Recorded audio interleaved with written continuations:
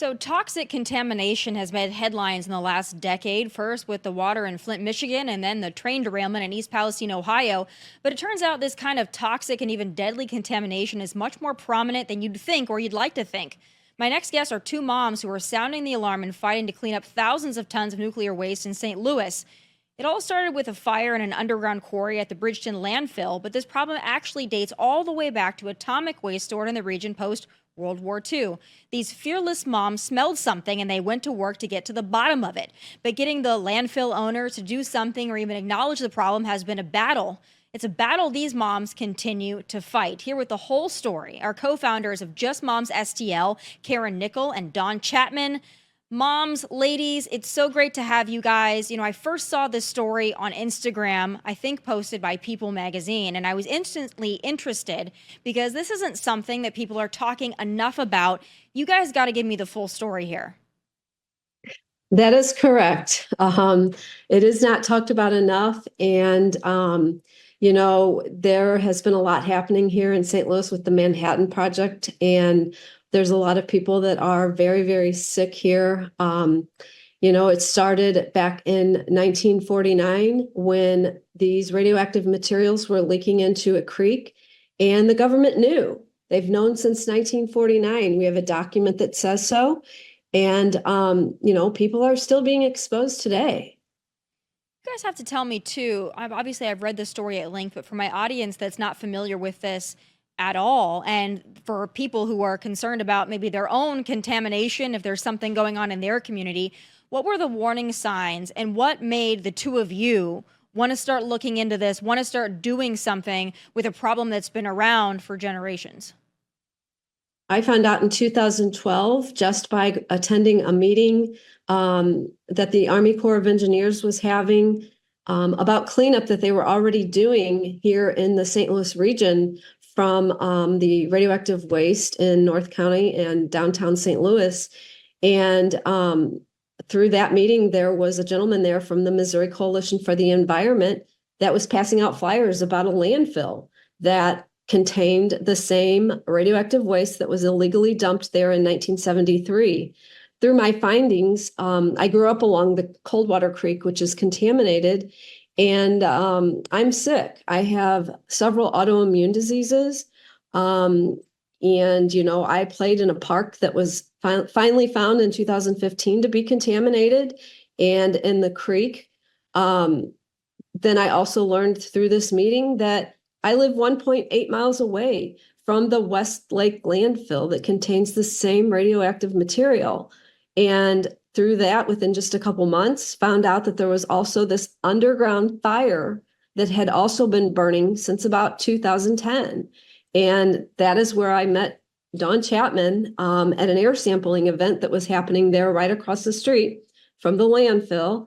And she couldn't believe it. I couldn't believe it. We came back to my house and stood out in the driveway for hours, and it was freezing cold, and we've been together ever since, hit the ground running with this. Dawn, I want to ask you, too, how this has personally impacted you and your family. I mean, when you're talking about toxic chemicals, materials, water, air, that's something that a lot of Americans, it would be their worst nightmare. And, this has gotten a lot of attention because of what happened in East Palestine, Ohio, and people obviously very fearful of the ramifications, the government not fully acknowledging it.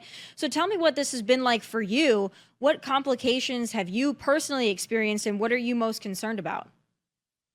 So, when I found out about this in 2013, my husband had become very ill shortly after we moved to this community, and we didn't put it together until we found out that we were living next to World War II Manhattan Project waste in a landfill that our federal government lied about and allowed. The federal government is the bad guy here. They're the ones that created the waste. They knew about it and haven't cleaned it.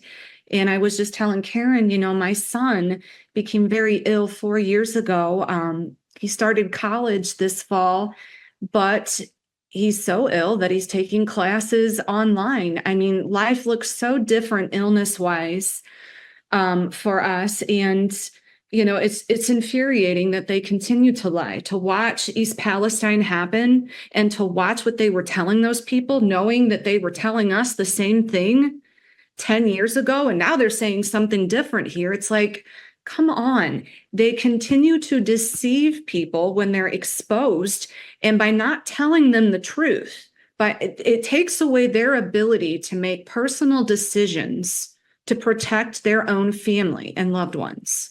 So when you bring this up, when you have meetings about this, you raise awareness about this, you're doing like the air sampling and you're seeing the landfill issues, and you bring this up, as a group, and you say to the federal government, this is the problem, we have these illnesses. What is their response? That it's in your head, that it's not caused by this? I mean, what do they tell you? And what's the pushback that you and others give right back to them to, in a sense, have to prove the complications that you've experienced? Tommy, one of the things they say, which is so horrific, they say, yeah, but that's historical. Listen, if somebody's exposed yesterday, that's historical, but they're sitting in front of you. And, in 20 years, in 10 years, when they become sick, what is that? I think that the federal government, at least in Missouri right now, is really being given a run for its money, so to speak. We have U.S. Senator Josh Hawley. We have Attorney General Andrew Bailey right now, and they are teaming up, and they are meeting the Department of Energy and the federal government nose to nose on what's happening here. But I'm so proud because they're also acknowledging what the federal government has done in other communities, the same as ours, and taking them to task for that on behalf of those communities. Yeah, I mean, watching the EPA go into East Palestine, Ohio, and tell everybody in that community that there was no worries, that they were going to be fine. You can drink the water, you can breathe the air. The EPA didn't find anything. I think a lot of people are not comforted by that. And I'm assuming that you, both listening to that and being the most recent high-profile example, what would you tell the people in that community? And what would you warn them about, given your experience with all this? We saw this, didn't we, with 9/11 as well with EPA, right? Where they came out and they said, not a problem with the air. The EPA, they forget that their role is to protect, and you can't protect if you haven't done all the science to verify what's in the air. In East Palestine, Ohio, they were telling folks it was okay, and they were still awaiting test results. And that's the problem. What they should have said was just the truth, which is we are awaiting test results. Right now, we're hopeful that things might be okay, but we urge you to use precaution. Close your windows. If you smell something, get out of the area, whatever. That is not what they did. They gave false reassurance, and they continue to do that. And that's what's made people sick. Yeah, they have a tendency to discover risk before data is even given to them, and that's so wrong. Karen, I want to ask you too, because I think a lot of folks that would be in your position would be like, I'm getting out of here. I'm getting my family out of here. I'm moving as far away as possible. I don't want to be living next to this. I don't want to be near this. You already have health complications because of it. So for the both of you, what made you want to stay in this community, knowing what you know and the fears that you have? So, we get that question a lot. And for us, for Dawn and myself, if we leave, who fights this fight? And if we leave, we can't fight this fight from a distance because, we need to have our elected officials, and we need to be able to be in the area that this is happening because our votes matter in this area. And the other thing is, my 4 grown children live here and they can't afford to move. And I'm not going to leave them. I'm going to stay right here. And the other thing is, this is our community. This is our home.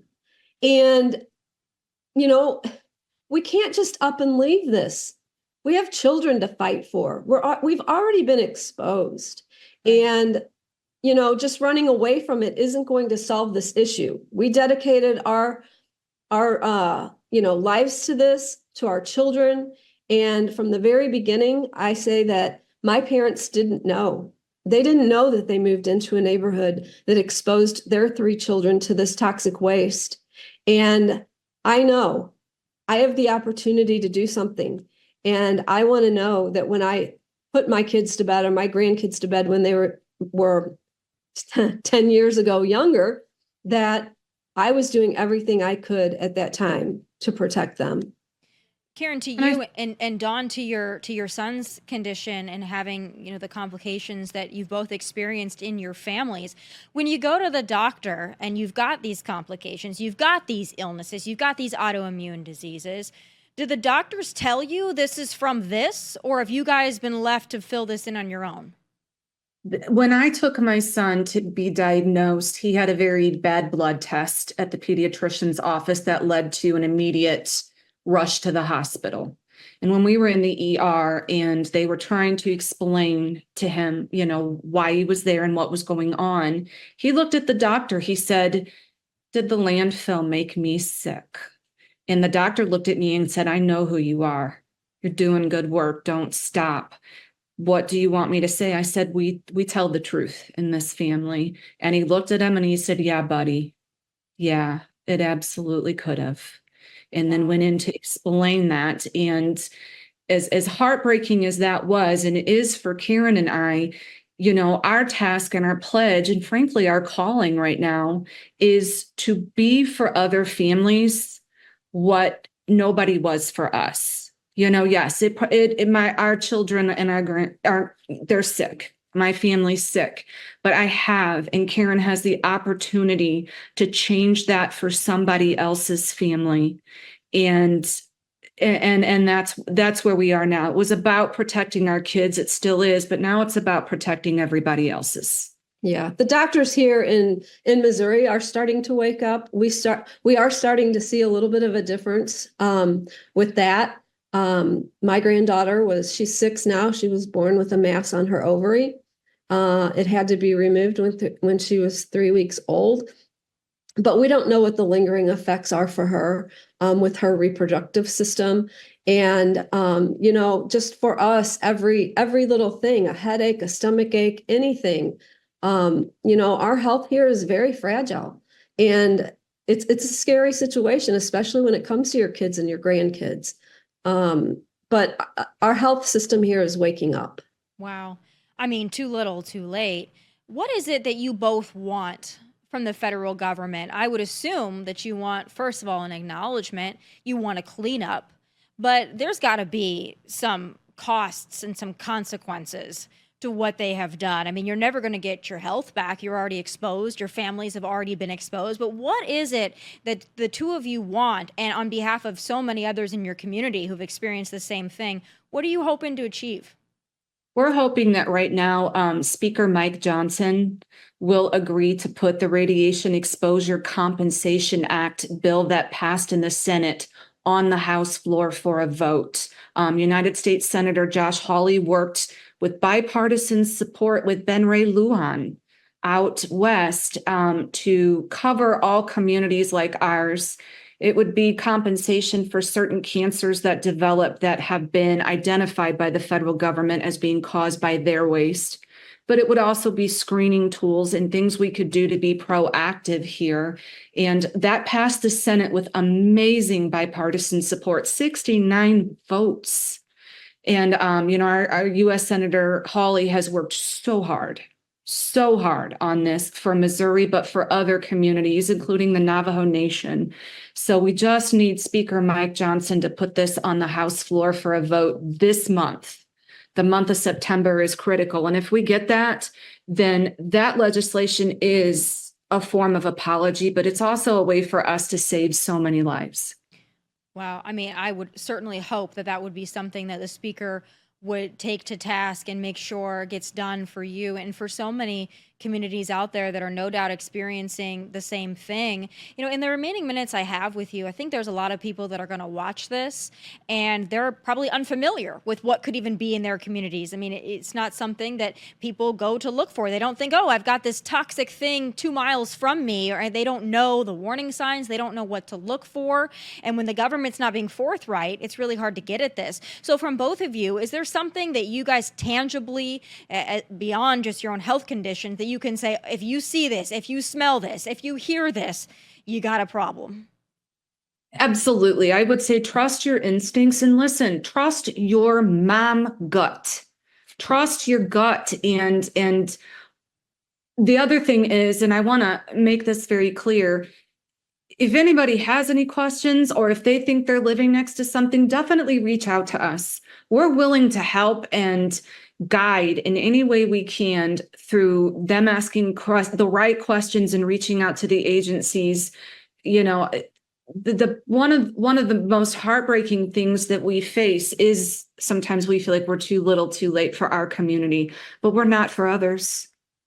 And Yeah, we would love to give our tools and the things that we learned to anybody else that, would find themselves in this situation.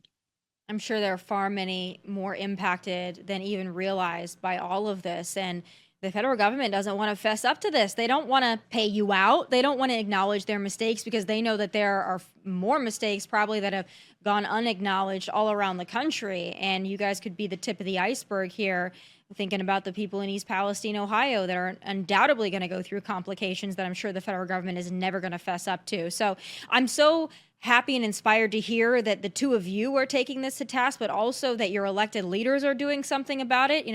We often are so frustrated with Congress and so frustrated with government infrastructure and the people that represent us that they don't represent us. But I'm happy to hear that they're going to battle for both of you.